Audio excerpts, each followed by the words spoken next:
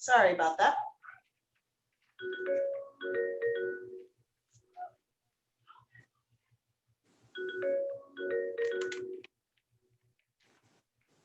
Okay, we are live. Now? Now we're live. Okay, well, we will call this meeting of the 2020 Census Complete Count Committee to order at 3:09 on August the 28th. And our first order of business is to approve the minutes from our July 17th meeting. Has everybody had a chance to look at those? All right, well, I think we can just accept those minutes unless anybody has an objection. And we will move to item 2, which is discussion and update of the McLennan County census tracts and self-response rates. Madam Secretary, did we have an opportunity to have somebody from the Census Bureau attend this meeting? We do. Let's see. I think he is on here. Let me get it open.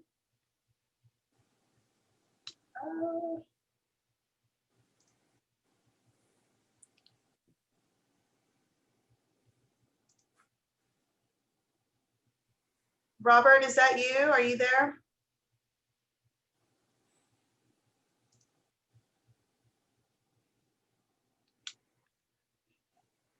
Robert, are you on the line? Let's see. They both look like they're muted. Yeah, they have to unmute themselves. It's a little trickier. We may have to come back to that one, sir. Okay. Well, if y'all look at the item that Esmeralda sent out, it shows all the different tracks and the response rate, which obviously we'd all like to see better response rates. But I did have some questions when we get around and they can join us. I don't know if y'all noticed track 3 has 3.2% across the board. And so I looked it up, and it's actually part of Baylor, Dr. Palacios, over by the museum. And I would have thought there's some residential structure, you know, the housing over there as well. But it's just unusual to me that it started out at 3.2% and stayed there the whole time. That makes me think maybe that might be an error that the Census Bureau could explain to us. Yeah, I'd have to see because there's not much housing if it's over there by the museum on that side. Yeah. But people just have been getting back first week of classes, and we've been social meeting out. But if you're talking about University Park on that side, Yeah, I thought maybe there's no dorms or anything. I thought not on that side. I thought maybe it clipped some of the faculty housing, but it may not go that far. But in any case, it still looks odd to have a percentage like that across the board. So I'll ask him about it. Yes, And then, please. And then we Dale, have another. does it cross LaSalle Avenue? I don't think it goes that far. I thought it went maybe to LaSalle. I've got a picture of it here. Let me look at it. You know, there's apartments on the other side of LaSalle. Right, But- right. Yeah. No, it goes right up to LaSalle, and it looks like it goes down to about 4th Street. And is that University Park? What street? It goes to the river and then up I-35 and over to about maybe 3rd Street. And then looks like it kind of clips. Yeah, looking at it in more detail, I don't see where it would have any residential in it. I can see if I can blow it up if you want me to. Yeah. But while I pull that up, Robert Lim from the Census Bureau has joined us. Robert, are you there? Yeah, I'm here. He's right there. Hey, Robert. Dale Fissler here. Hey. We were just looking at the census tracts in Waco, and I was looking at, of course, the lowest one that we had was 3.2%. And I noticed it was across the board at 3.2%. And it's Census Tract 3, which looks like it's over by the river and Baylor University, and there just may not be any residential structures in there.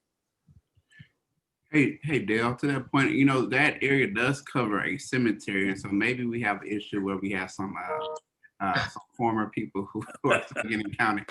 Filled it out. They filled it out. We're gonna go Everybody back counts, and right? check it. Yeah. Yeah, and there, I just was looking at the highs and lows on this, and the kind of the next lowest track we get to is over at TSTC, and it may be the same issue. It's about 30%, and it looks like it's their tech area. It may just be, school buildings there, no residential structures. Right. But I guess a question I have though, Robert, for you is, we've heard now that y'all are going to have to wrap everything up in September. Right. And as we look at our numbers, we know there's we have some really low response rates in some of these tracks. And so my question to you is, knowing that, what does the Census Bureau do after September what other data, do they use other data to come up with population for the area? They do use other data. I know they'll use other entities to possibly wrap it up. I'm not exactly sure which ones, but I heard that we will use other data. Okay. But right now, all of McLennan, because we don't track, because my whole area is broken up into six zones, and then some of the zones cross counties, but my zone 6 is concentrated just on McLennan. So right now we're looking at 58, almost close to 59% of the work production completed. So we're pretty actually kind of ahead of the game as far as my office is concerned, and that zone is ahead of the game as well. So Okay. And those Well, numbers won't be I'm sorry. showing up on our reports for a couple of weeks. Is that correct?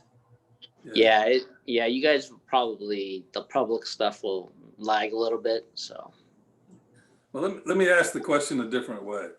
Some of our best tracks are at like 80 something percent. mhm. So if you get an 80% response, which I guess is pretty good, then what do you do in terms of addressing the other 20%? All of our work's going to be done one way or the other. So, Okay. it's the problem is with the response rate. It'll be completed, but the problem is the people not responding or not refusal to respond. That's the issue, really. So, Right. we'll complete our work, but it's on the individual level. So we can't. There's different ways we can get the data, as I said, but we try and do proxy as well. So if no one's home, or and then we do so many visits as well, up to 6 visits, and I said we'll do a proxy if it's come at least hit. We visited at least 3 times, so that would be asking a neighbor, if they know, they know any of the data from the neighbors that we can get. So. Okay, and then I'll ask one more, and we may have some other questions. But we had the issue of when the virus started and the universities sent everybody home. We kind of addressed that. There was an opportunity for the folks to go ahead and list themselves at where they would have been on April 1st. Mm-hmm. And I guess my question now is that since you're going to go through September, if there's still data lost there in like the university areas, do y'all have the opportunity to go back now in September and find out maybe some updated numbers? So I think, are you more or less concerned about I know that there's kind of 2 aspects for the universities. So you got the people that live off site that pay their own rent and stuff. So they basically have to, we have to enumerate them just like any other residents. But like the dorms where people are living, in common living like that, that's under group quarters operation, and we just finished that up Wednesday. Right. Okay. So all that data was provided by the different institutions. Mm-hmm. So we got them all done. So So again, in- that's probably why that 3% is still at 3, because that number hasn't been accounted for if any of those were approved. Yeah, and that may not go up. I guess what I get that the numbers that the administration provides, we're going to get some pretty accurate numbers there. But on those folks that were in the off-campus housing that left early because of the virus, they're not going to be, they were not here on April 1st. Yeah, that's the challenge where we're gonna have to use the proxy, hopefully there's neighbors that are around that, that can answer for what happened at that residence at the time, so. Okay. And I will say around Baylor, a lot of the folks stayed. I mean, a lot of the students that live off campus did stay. So, I mean, most of our folks that went back were the residents in the residence halls. So we may be okay there. All right. Well, I appreciate you coming, joining us on this Zoom meeting. We had a lot of questions at the last meeting, and we started thinking need to find out from the experts. I appreciate you being here. No problem. Mr. Chairman, I have a few questions for Rob, if that's Sure. okay, sir. Yes, sir. Hey, Rob, this is Hector Sabito. Yeah. When the field surveyors are out, how do they handle when someone doesn't answer the door or they're not at home?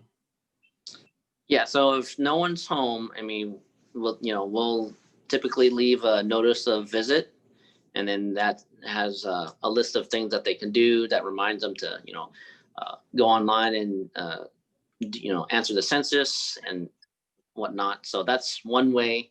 As I said, there's another way we can do proxy, ask a neighbor if they know any information. That's typically, we don't do that until 3 visits. And then after, 6 visits, we may just close the case as a refusal.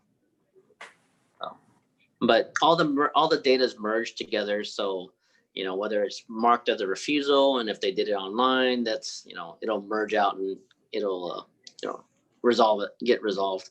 And then there's a lot of pushback that I've been seeing, as well as, people saying they respond to the census. That's good and all that they did it online, or they mailed it in, called in, or whatnot. But we do have quality checks out there. So people will get, a small portion of them will get quality checks, basically to verify the information that they submitted, and, is verified. So like I myself did it online, and I actually got quality checked myself. So. Where did I? So I would assume if you Yesterday. did you yesterday? Sorry?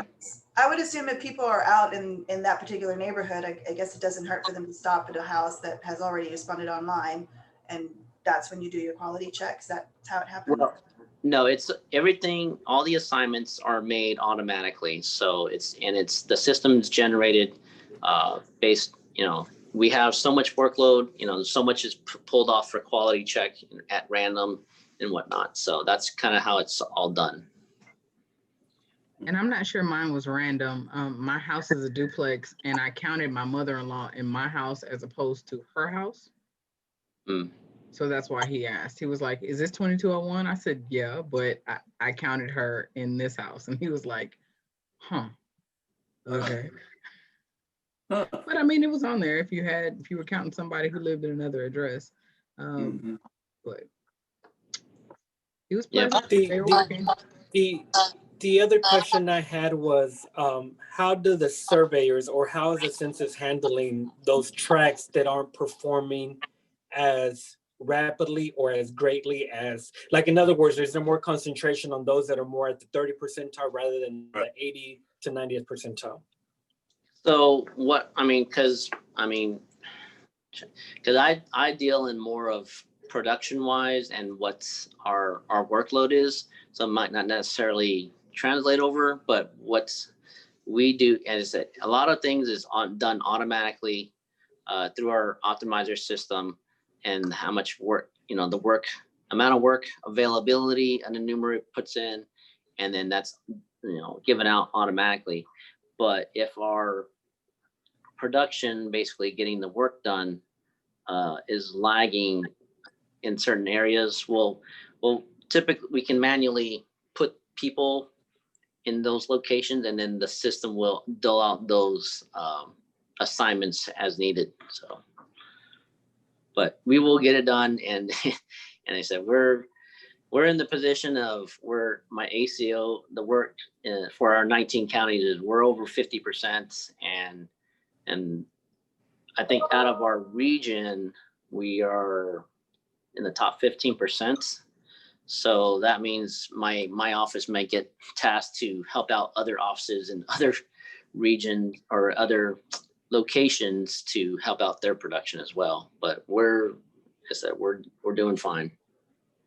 Robert, is it possible that there's somebody somewhere, whether it's in the regional office or the national office, who's looking at this data and saying these different tracks are still behind, and they're pushing those assignments out to the different offices around the country? Is someone monitoring that? I think that might be just a follow-up to Councilmember Savito's question. I mean, that's more or less down to my zone managers to manage down to that detail. I mean, if it's a huge red flag, then someone else may notice, but it's not all manually done. So a lot of it's automatically done based on the optimization, based on there's a lot of factors, people's work availability, location of where they're at. We've seen, and the optimizer is not perfect as well, but I have very good zone managers that will catch those issues and resolve them. So let me follow up on something you said, Robert. Did I understand you to say that y'all are feeling pretty good about how we're doing in this region? Yes. Okay. And because we were all thinking that we got a lot of work to do. Yeah. I mean, yes, we do have a lot of work to do. We are based on our numbers of my field workers. There's a lot of work to do, but I have a lot of workers that are hungry for that overtime. And so they're getting it. I mean, there's a lot of work to do, and they're getting the work. And we tell them during the training, it's like going, if you want your overtime, there's nowhere else you're going to get this amount of pay for this short amount of time. So get what you can. Yeah. So. Okay. So they can work, 7 in the morning to 9 o'clock at night, or what are the hours? Typically, we start out with 9 to 9, but we found out statistically that most people are not home in the morning, so our optimizers set to where they're going to be giving out work more or less during peak hours, which is basically after noon to 9. So anything in the morning is kind of a hit and miss, so it's kind of wasted effort on our guys to go door knock at that time and probably not get respondents. Well, let me on the question about following or spending more time on the lower response rate tracks. Our best performing track was like 85% in Woodway. So I take it you're not going to spend a lot of time over there, right? As I said, it's we will get everything done. It doesn't matter how much time we get. It's just I want to say because as I said, it's my production numbers are probably kind of different than what you're looking at. So okay. Because we're looking at it by track, and the track could be a population of 1,000 or 500 people, but you're getting a list of 6,000, 10,000 people or homes that you have to go to. And right. you don't necessarily know what track it is, but you're having to make those assignments and get everybody on that list counted in that time frame. Is that? Yeah, because it'll be given out, like a case will be, this housing unit and this housing unit. It's like, it just depends on how the assignments are going out. So we'll try and then the enumerators themselves can kind of schedule based on where their assignment is given how to hit those target houses for the day and stuff. So a little play there, but So Rob, to that point, I stay in one of those lower county tracks, and I had a chance to actually visit with one of the census workers who were in the complex I stay in, and he was saying how this was his first day out counting and whatnot.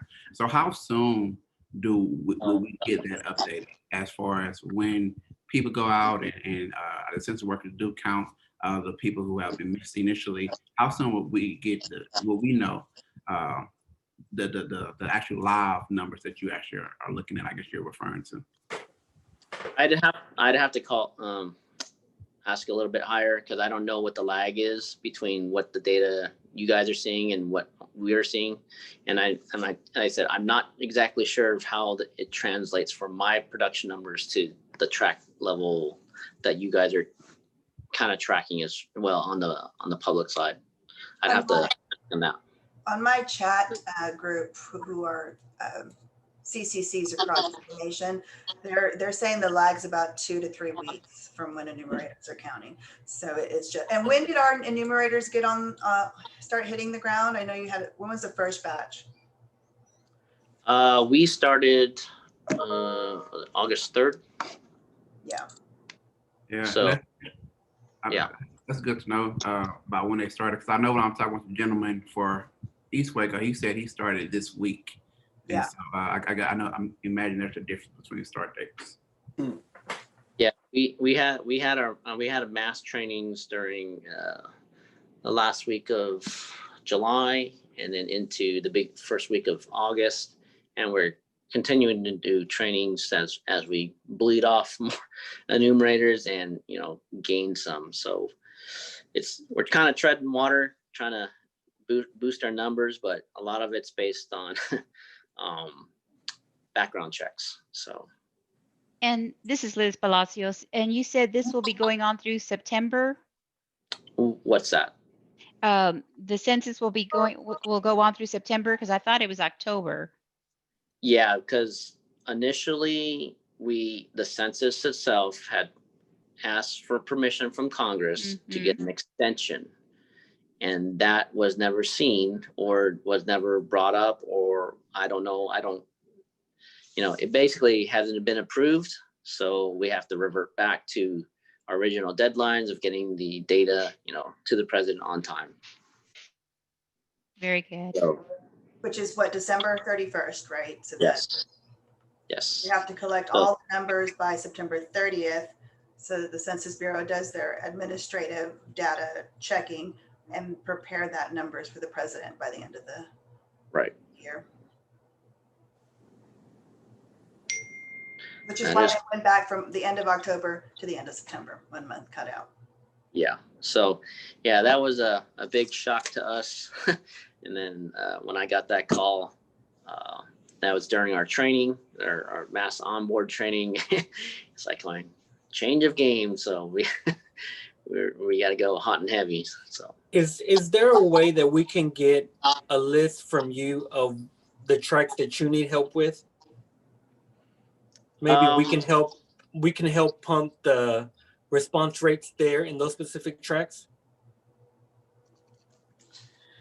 I'd have to look into that one. And see, I mean, I'm just trying to figure out what kind of help you guys would do there. I mean, so like target marketing via social media, or just door knocking as well, and encouraging people to take the census. And the reason I ask that is because, like Cuevas, I live in a tract that's has a low response rate, and to be quite honest with you, I haven't seen any enumerators there. Yeah, I mean, door knocking yourselves, that's like I would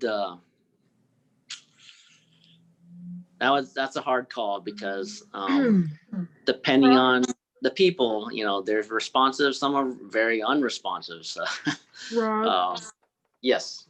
Perhaps you would consider this, because the folks who are connected in this complete count committee are directly related with, mass tracks within our census. The reason we ask, how can we help you with specific information, is because we have a sphere of influence in those particular areas, and we could utilize those relationships that we already have to assist in the enumerators that are in the area. So that's why we needed a specific number or tracks so that we could do what we do to help you do what you do. Yep.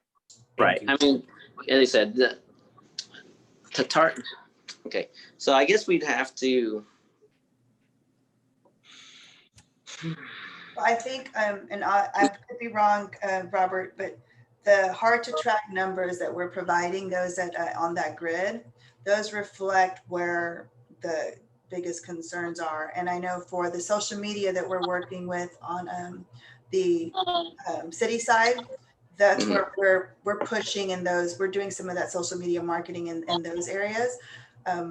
So I think if we can take anything that's still below 70% and push some of ours and your influence in those areas, is going to be really helpful.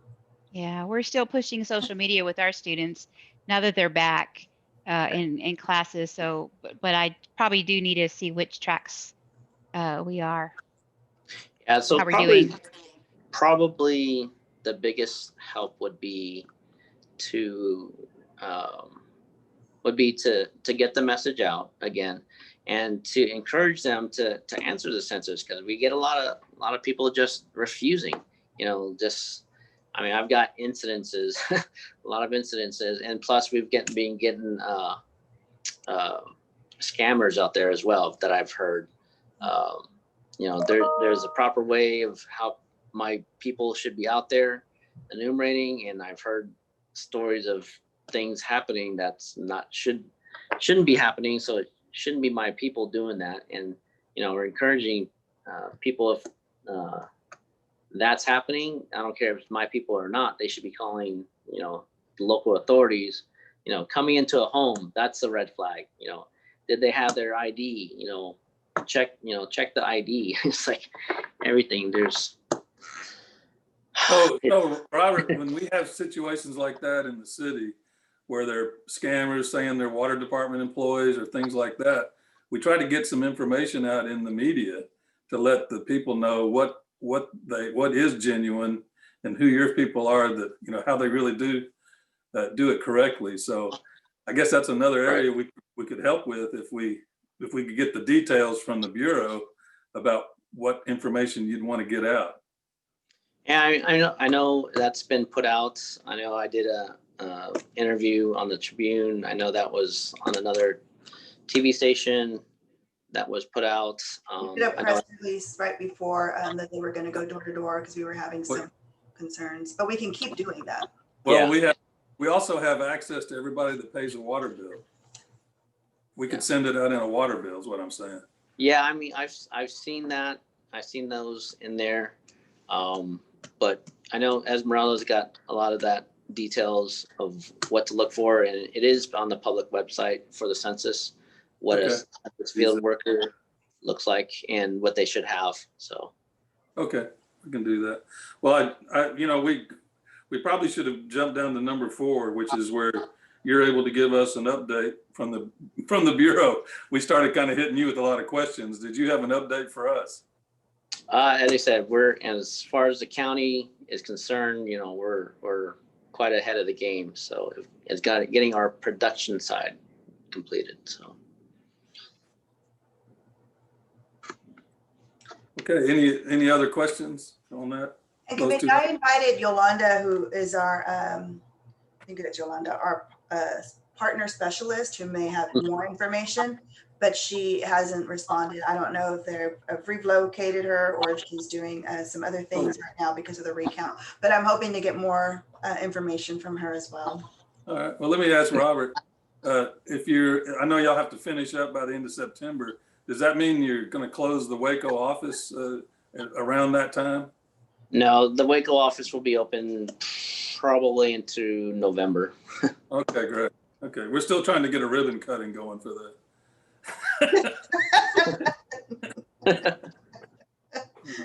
Well, okay. Let's Well, I have that screen. I wanted to show you that screen just to go back before, Okay.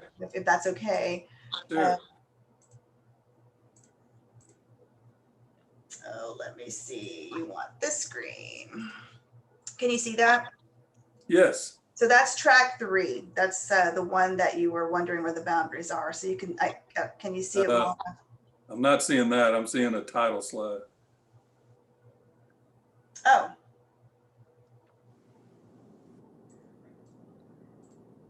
There? Yeah, that's it. See, I would have thought that some of that, maybe there's no residential in there. That's track 3. So you've got it down to 7th Street, which may be those housing dorms Yeah. in that area. Yeah, so there's definitely houses and apartments there. Yeah. So Robert, what our concern was is that when we look at our numbers, that track shows a 3.2% response rate across the board from the very beginning till the most recent. And I just wondered if that was an error. Yeah, I'm just trying to kind of just compare my map of remaining work to, I'm trying to figure out what that area is real quick. Are you looking at that, Liz? I'm curious to know. Yeah, I know we count students, but for like the faculty in residence, will they be counted in that number that's automatically reported? Do you know? You know, that's a great question. I can ask that. But Yeah. isn't that the business school and parking garage, Cuevas? 8th Street is Collins. Yeah, that's about all of campus actually.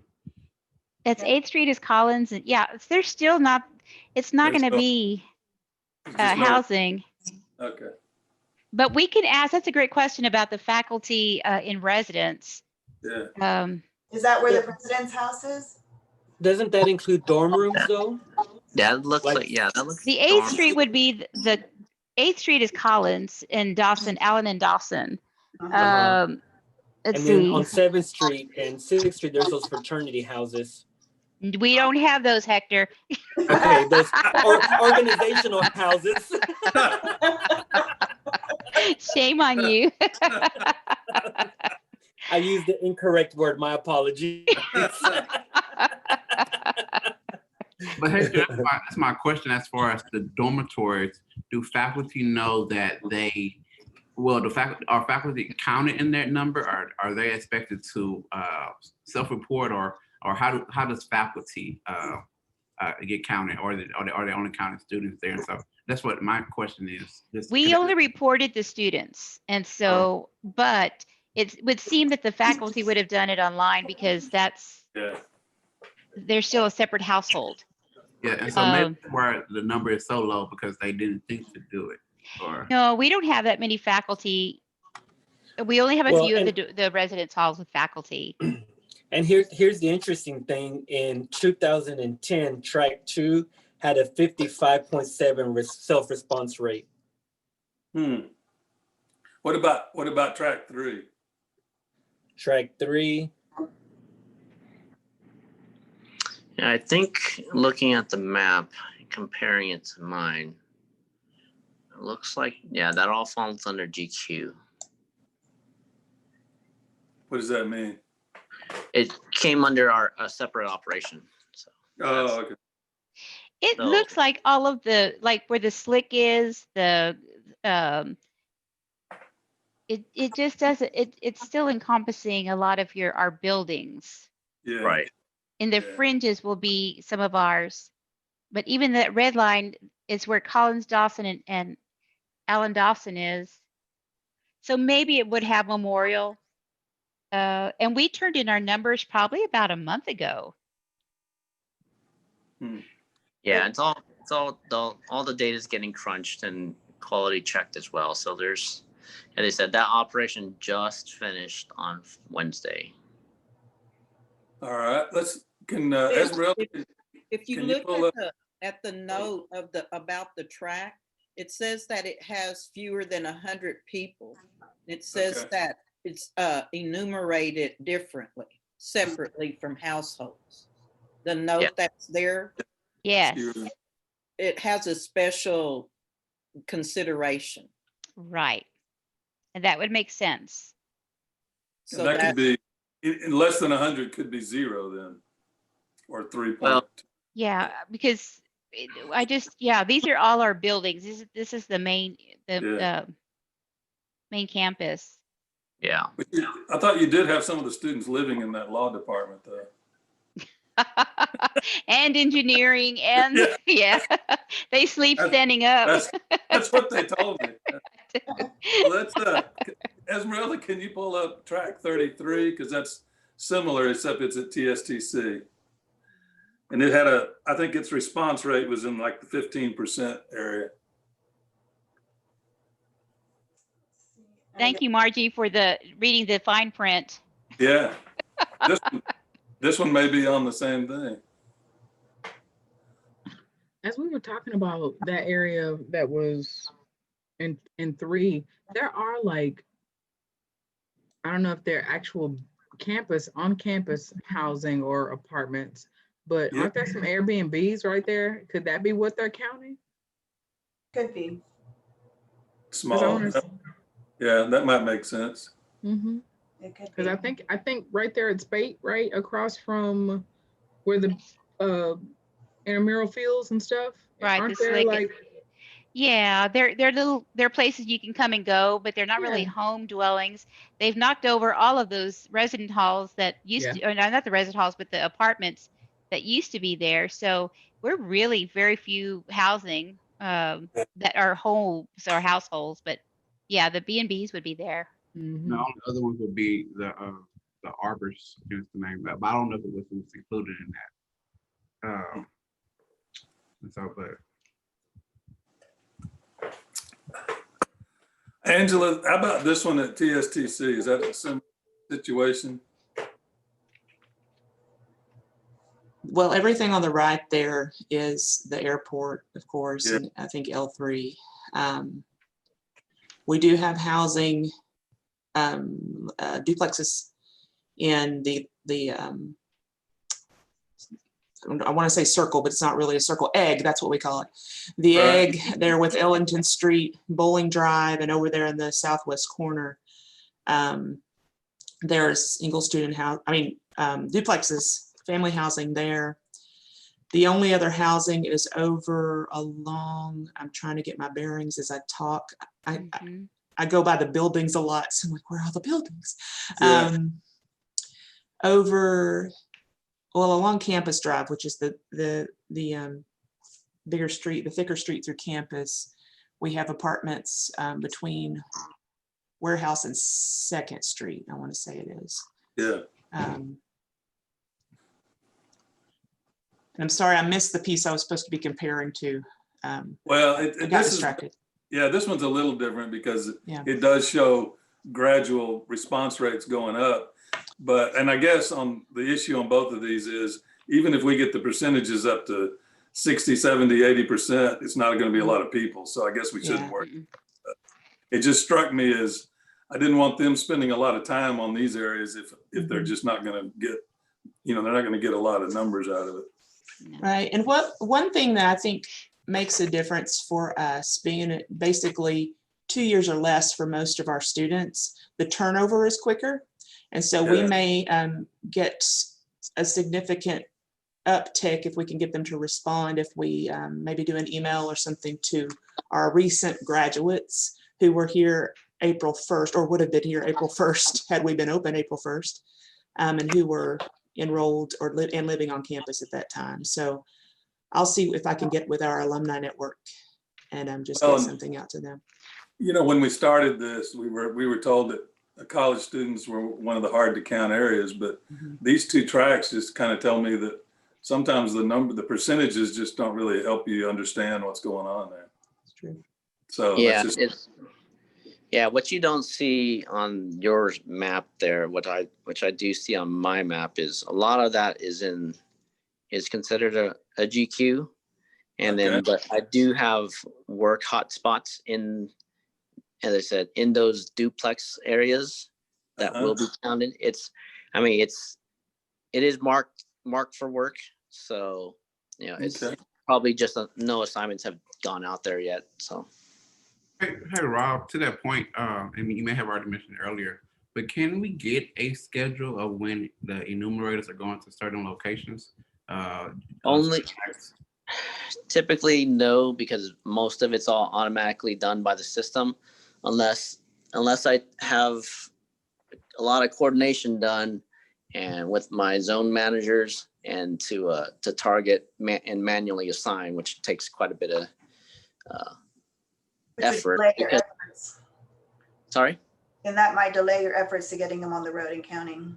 Yeah, I mean, basically we do have a concentrated effort of stuff like that. We call them, once we get to that point, we'll usually call in a strike team to work certain areas, and we'll concentrate them in those areas. So there is ways we can do it, but typically we just use the system to its advantage, because that's what it's built for. So it's built to basically give out work closer to the enumerator's home address. So they're working in the neighborhoods, and as less work goes out, or as those are completed, more work will be given to them farther away from their home address. And I thank you for clarifying that. And the reason for me asking was, like, for example, when that strike team will be sent out, and to try to kind of offset some of those issues you raised earlier about how people are receiving these enumerators, it would be good to kind of know whatever you can beforehand, just to target efforts to kind of inform the people that are going into those communities. Yeah, the best thing right now, since everything's just all kind of random, it's just a blanket shoot everyone. It's like, just be responsive to, just be kind and courteous to the census worker. Ask, it shouldn't take very long, and just get it done. that should just be the message, really, because they're out right now, in this 100+ degree weather working. So Okay, any other questions on that? Did you have anything else you wanted to show us on this, Esmeralda? Oh, if you wanted to look at it, we'll continue to look at the hard to count rates or the self-response rates as we see them. Right now, we're just collecting them at the end of every week. So today would be the new week, and we would have some numbers. As we get closer to the end of September, we might be able to do it a little more often. It just depends on what that looks like. Hopefully we'll see some significant increases in those percentages. Okay. Well, I'm down on item 6, I guess, discussion of 2020 Census Complete Count Committee budget. You want to put that up? Yes. So I thought we'd spend about 30 minutes talking about how y'all want to spend the rest of the money. Well, actually, before the budget, we had the incentives. Did you skip that agenda item? Oh, okay. I may have. Item number 5. But be about that budget question, folks. We got 21 cents we got to figure out how to spend. Well, I thought it was more than that. I thought it was 23 cents, So. I'm willing to throw in an extra penny and make it a quarter. That's right. That's right. And hopefully, to see where we have been spending the money, we've decided we wanted to put together this for you and then let the convention center know. And a lot of what we have been doing is based on, like Robert said, the census provides the numbers, they're doing their work, they give it down to the local offices to enumerate. But obviously, what you have tasked me and the staff to do is to work on how do we get the word out? How do we let people know that the census is important? How do we reach the different hard to count populations? How do we target those areas that we know are difficult? COVID-19 pandemic has not made this easy, but we've made adjustments since March. But I wanted to just kind of go over what's happened. We've done the census, we've done Robert. So just since July 4th of 2019 was the first time we were on the ground getting awareness out. Dale and me and someone from the Heart of Texas Workforce Commission was at the 4th of July. We had a booth set up, we had giveaways, balloons, flyers, just starting to spread the word out.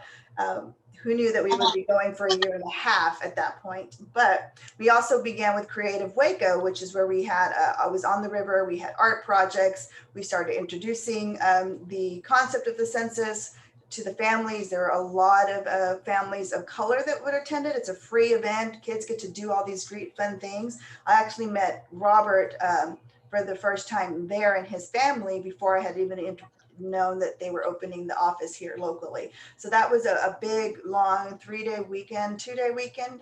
And then we did Waco Wonderland, which is another one of our big events where we had a table, a booth set up for every day of the Waco Wonderland. At the time, I think Melissa was our intern, and we had Parks and Recreation help, but we were giving out candy canes. We did a cornhole toss, and the Census Bureau actually helped us staff that with some partnership specialists to start sharing the word locally. Then we did our big press conference on the Census Action Kickoff. Too soon. And that was March 12th. And you'll notice that March 17th is when COVID hit. So March 12th is when we went online for the census. We had rented all the kiosks and iPads so that we could set those up around the community. We had census action centers with our different census champions on how to help individuals complete the census, making it as easy as possible. But then we had the COVID-19 and all of that changed. A quick update from the Waco Communications Co-op. They continue to create these Wednesday why you should fill out the census. And so this is one of our most recent one. I thought I had included another, but they're all on our social media. They developed the webpage. Our current communications staff, convention center staff is doing the updates for on the website to keep that as current as possible. But they have been a wonderful help. They're getting it on the newsletters. They get it in the COVID-19 newsletter that's going out, and they share with their different partners on the importance of filling out the census. So in May, we city had to cut back. We shut down. Well, it was actually before May, but when we shut down in March, April, and the convention center was one of those groups that closed. There were no longer hosting meetings, and everyone was home. When they finally were able to bring employees back, many needed to be reassigned to locations or jobs where they could continue to work while their different groups weren't receiving any revenue. And one of that group was the Waco Convention Center team, which is an amazing sales and marketing team. So this is the team that their whole focus and work is to bring back, this is the wrong presentation. It doesn't have Aubrey in here. Give me just a second. And that's really important because there was some good things in that presentation.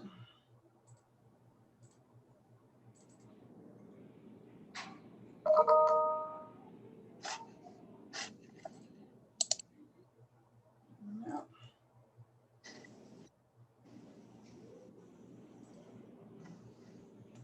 Technology has been fun to adapt to lately.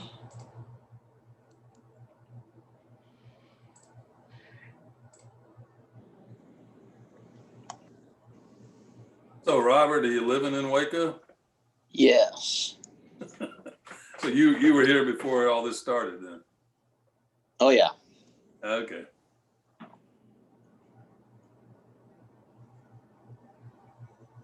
So how many employees do y'all have now?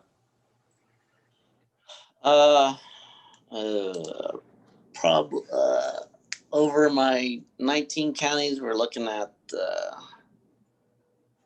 probably just over 1,100 people. And I should be quite a bit more. Yeah, I got you. Sorry. This looks more like it because it had Dale's picture, and I was like, I know I put Dale in here. Oh yeah. With the press conference that we did, I was like, I know I had some more photos. But here are photos from the press conference, and we kicked off our Census Action Center.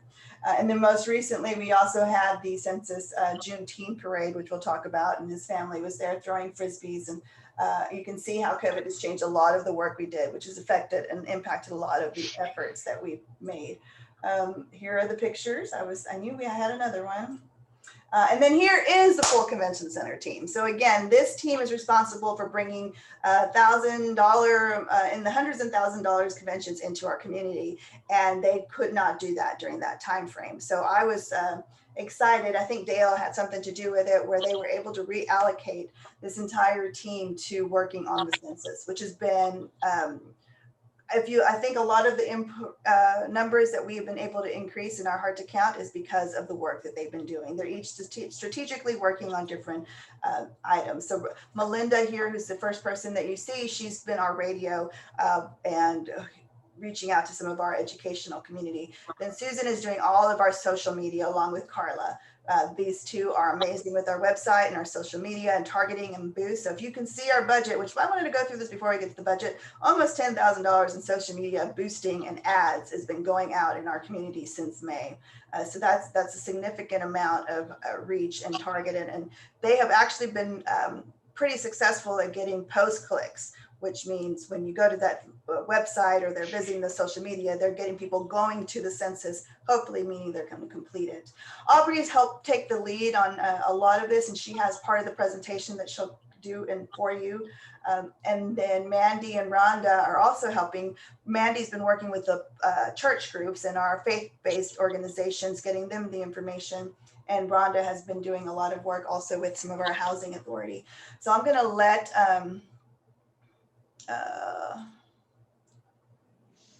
in just a second, I'm going to let our attendee, Aubrey, in.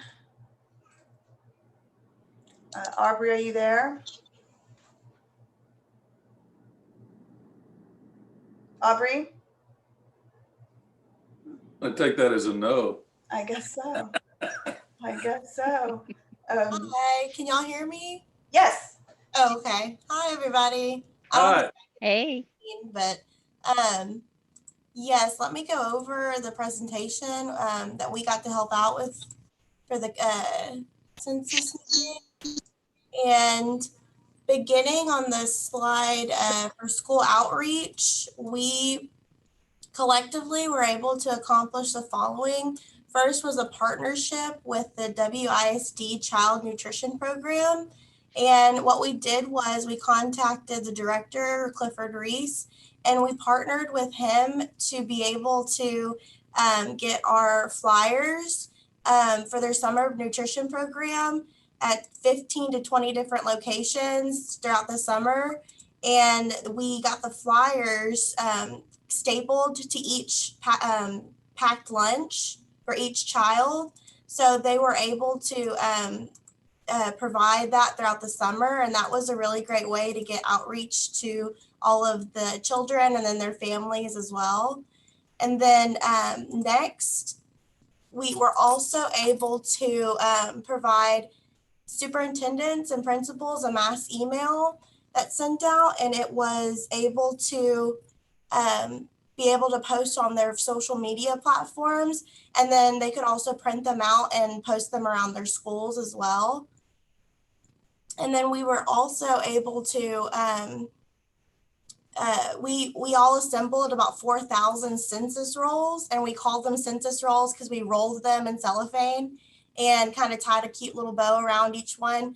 And each one contained a mask, a flyer with a QR code on it to fill out their census, and a hand sanitizer. And we supplied those to various organizations in addition to a few schools during the May graduation ceremony. So they were distributed there as well. And then moving forward to the next slide for our radio remotes that Esmeralda touched on earlier. I'm sorry, my screen went away. Yeah, we're not seeing any slides. So. Oh my goodness. You gotta tell me, let's see.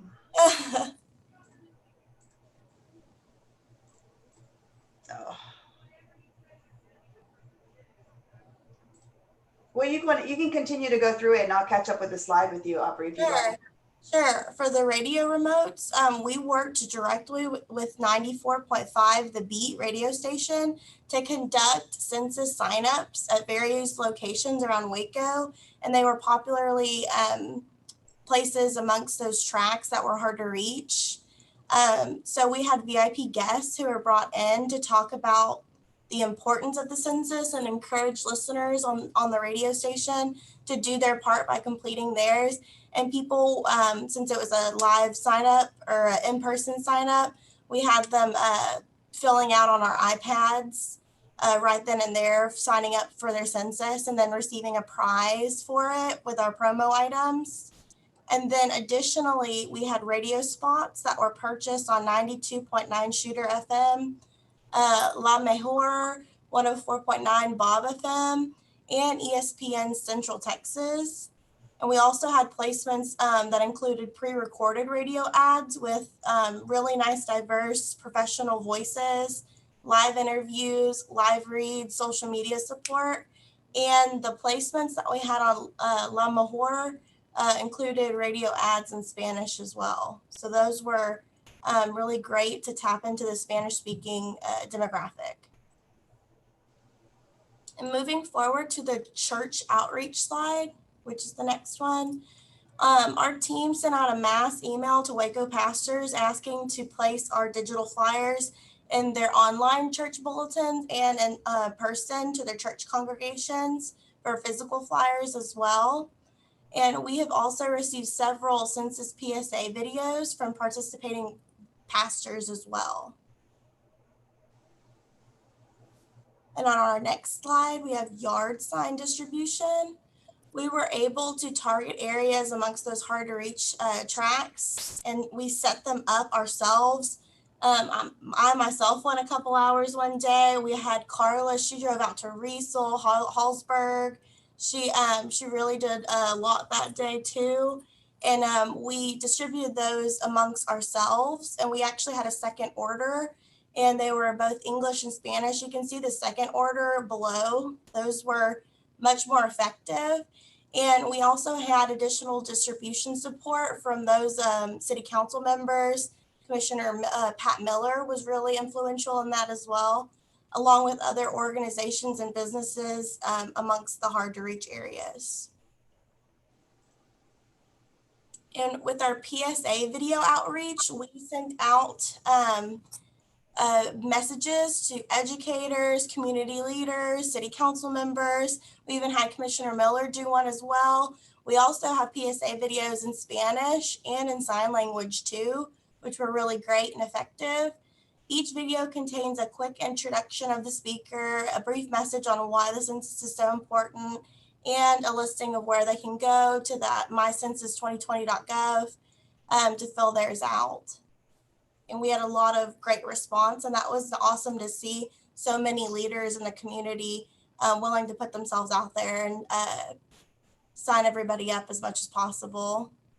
We had them in sign language, Spanish. We have musicians in the community, coaches, pastors are still doing them. We're still receiving them periodically, and they're getting them onto the website as quickly as possible. But some of these have really had some great clicks. I think it was the sign language had over 60 to 100 set post clicks, which meant they went straight to the website to hopefully complete the census survey. And on our homeless outreach, we were, due to COVID, our team was unfortunately limited with any interactive signups we could do with the homeless organizations. We even had established plans to have flyers and census signs up and running at the COVID testing sites around town. But unfortunately, we weren't able to do that and get any volunteers for that or man that ourselves due to the COVID restrictions. But we were able to provide literature on why filling out the census is so important, in addition to providing promo items to the various homeless shelters listed below around Waco. So we were able to do our part in that way. Next, we've got social services outreach. We've supplied promo items and census literature to the local organizations such as the Boys and Girls Club of Waco, the WIC office, Caritas of Waco, and Grassroots. And you can see in that photo, I put like the bags together that had the census, and that was a really good goodie bag. That had a Frisbee, hand sanitizer, hacky sack, a physical flyer, and a water bottle as well. So those were really great, and you can see those in the upper right-hand slide. Moving forward to our People of Outreach slide, our team has given both the chambers, the Hispanic Syntax and African American Chamber, promo items, masks, and flyers, and literature promoting the census. And additionally, we provided 2 groups, which were the New Black Collective Group and the African American Chamber. 500 total flyers to pass out when they were participating in the Juneteenth parade that took place a couple months ago. And a little birdie told me we were also represented by Dell. He passed out candy, Frisbees, and flyers in the Juneteenth parade as well for the census. Yeah, the Frisbees were a big hit. That's good to hear. And then going forward on the apartment outreach. So earlier you guys were speaking about that 3.20 percentage. That is a unique track we've noticed, and we tried our best to target some complexes surrounding the Baylor University area there, who we sent them the digital flyers to provide on their social media platforms, asking the apartment managers to share on their social media. And we provided them promo items to give out to their tenants during the move-in week as well. And also we did follow up and sent to Michaela from the research initiative and the social work and epidemiology groups. They also received several digital information so that they could forward to their different groups and connections. Yes, and on our next slide, we've got the public housing outreach, which our team has partnered once again with 94.5 The Beat radio station to help us promote additional radio remotes to the following apartments: the Kate Ross, Estella Maxey, and South Terrace. And we also partnered with, I believe her name is Rebecca Ellis with the Waco Housing Authority. She and Rhonda specifically collaborated, and we had a drawing kind of set up, a contest drawing. So if you were able to provide proof that you, or send her a screenshot of your census that I completed it, you were entered into the drawing, and we gave 20 HEB gift cards, zoo passes as prizes, as well as 3 boxes of Frisbees, census cards, masks, coloring books, signs. So there was plenty of promo items and plenty of supplies for winners. And we were able to get great contest going with Rebecca. And she, oh, sorry. That was the next slide. The health district outreach, our team also provided and shared, like Esmeralda just said, the handouts for the flyers to Lori Baker for the public health district, and then also to Liz and to Cuevas for the public health research team as well.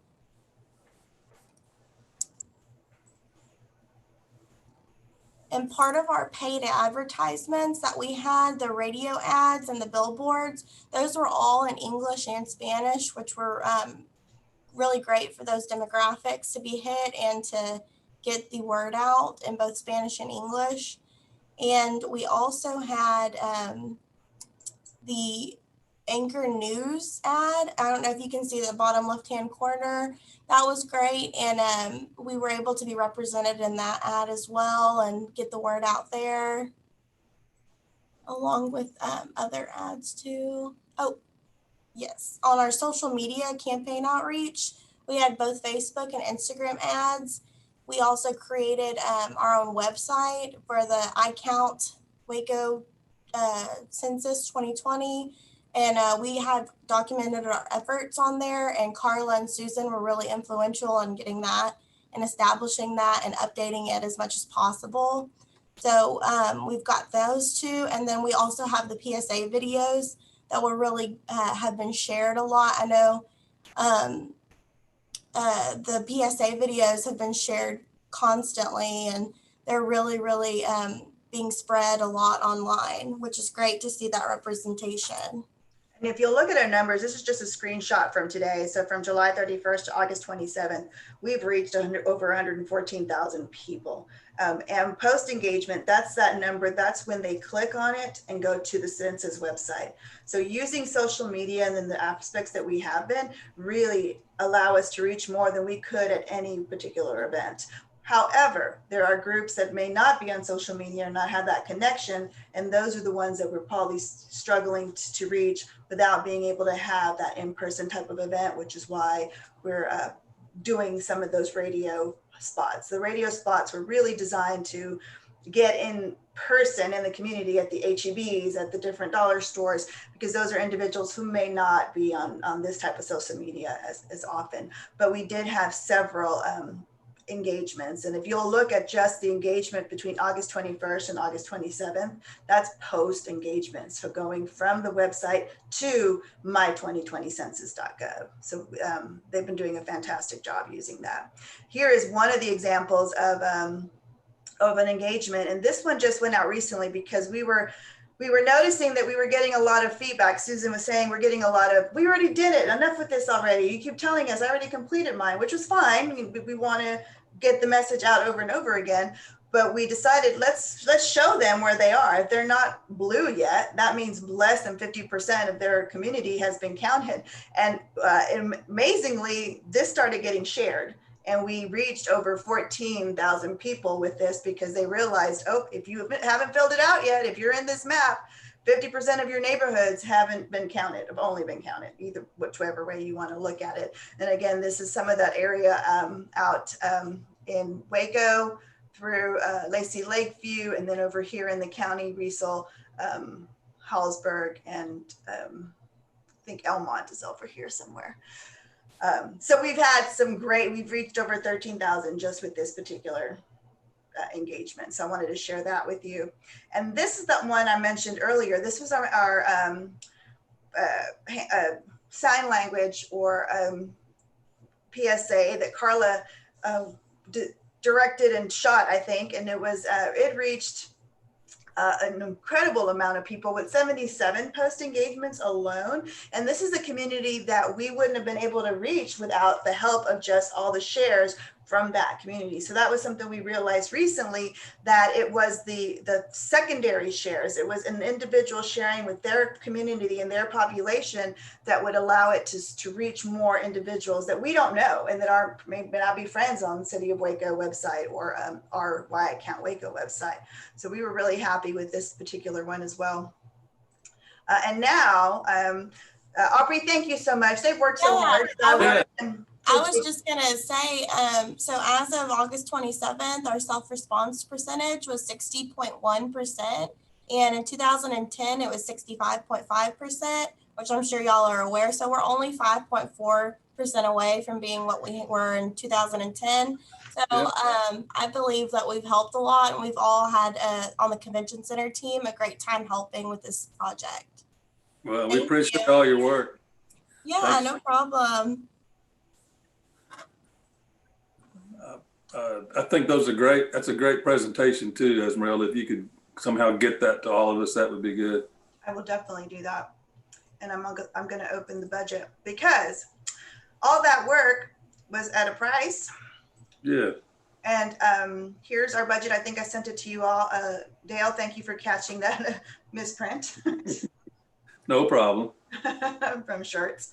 But I think what's significant about this too is what we started with and how y'all are able to leverage those funds with the grants. That's pretty amazing. I would suspect this is the most we've ever spent on a census effort. It is. We were very fortunate to get that grant, and that was just early on for making those connections, and Dale sending me on that conference way back in June of 2019. And then also McLennan County, who was really willing. I mean, it was just, they didn't have to do it, and they matched us. And we have $20,000 of official budgeted contributions from the city, but the interns budget is out of a different account. And so that was also contribution the mileage by Carla and that group. That's also, so we probably contribute in kind over an additional 20,000 in funding that's not really reflected in here. And so if you look at our expenses for advertising, and I just wanted to show that to you, we really don't, after we did the last radio promo, which is at the different housing authorities, and then finishing up the month of August with social media, that's it. So we don't have the funding to continue doing social media or out boosts other than generic and organic free ones between now and the end of the month. Hey, so Esmeralda, I have a question about this. Knowing that we'll be back here in the next 10 years with another census, and with this information fresh on our mind, is it possible for you to note what all you felt was most effective out of these items? So in the next 10 years, we can kind of focus on those things versus spinning our wheels about everything. We just focus on the right things. Just thinking ahead. Sure. It doesn't have to be now or anything like that. I just think that may be good for the next Census Complete committee, and when we do this again. I think that's a great idea and a great point. And we can document all that in our records and in a file so that the next individual who has it has all of this listed. I think it's pretty obvious it was the Frisbees. It was the Frisbees. The Frisbees. Aubrey, I don't know if you're still on, but how many supplies do we have left? So we've got approximately probably 4 boxes, which they're all in 100 to Frisbees, so 400 Frisbees. We've got a little bit less than, I want to say 1,000 hand sanitizers, along with the physical flyers, the one that have the English and Spanish ads on both sides. And I know with the radio, 94.5 The Beat outreach we're doing with the Housing Authority again to go to those apartments. Those will be great places. We can give anything left over to just, take as many as you want and make sure all those supplies go to good. There's an event coming up in East Waco that's going to be widely attended, a drive-through giveaway sort of sources, and in the past it'd be a community barbecue, but I think that'd be a great place to kind of share information and share the rest of these supplies. That's a great idea. Yeah, that was one of the things we wanted to talk about, is where to focus the rest of the effort that we got. So it makes sense to me. If you can spare a box, we could probably give those away during Dr. Pepper hour. Students are coming in back and just see if we just let them pick it up, so we wouldn't have to hand it out. Yeah. Oh, that's great. How would we get that? Yeah. I'm looking at it in my office right now, some of it. We also have some more here at the convention center in our little cage storage area. I could just probably get your email and send you my contact information, and I can have the necessary packaging where it's labeled, taped up. All you have to do is just pull up to our building and pick it up that way, and maybe just take it back to your location if that works for you. Yeah.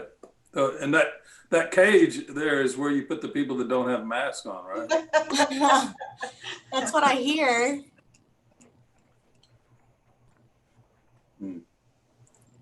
Okay. The next thing I got on the agenda is next meeting. Is anybody still here to talk about when they could meet next month? I think we ought to kind of get a follow-up meeting at the end of September, probably. So do you want to do something when the census is over in September? Maybe do something early October, or?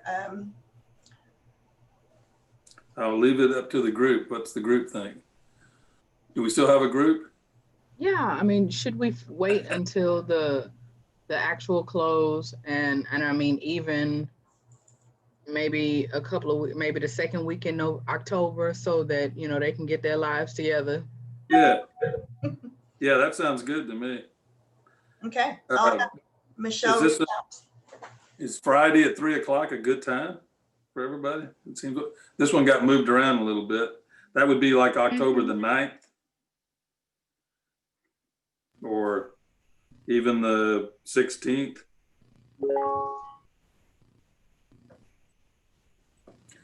I guess we'll see. How about the doodle poll? You want to try that I was again? gonna say, put it out there Yeah. and see. I'll have Michelle reach out and start scheduling something Okay, those Fridays. that sounds good. I really appreciate everybody sticking around. The meeting went a little longer than I anticipated, but I appreciate you staying on, and appreciate Mhm, Robert, and- you coming up, and Aubrey, great presentation. And Thank you. you bet. And we'll see everybody in October, digitally, I'm sure.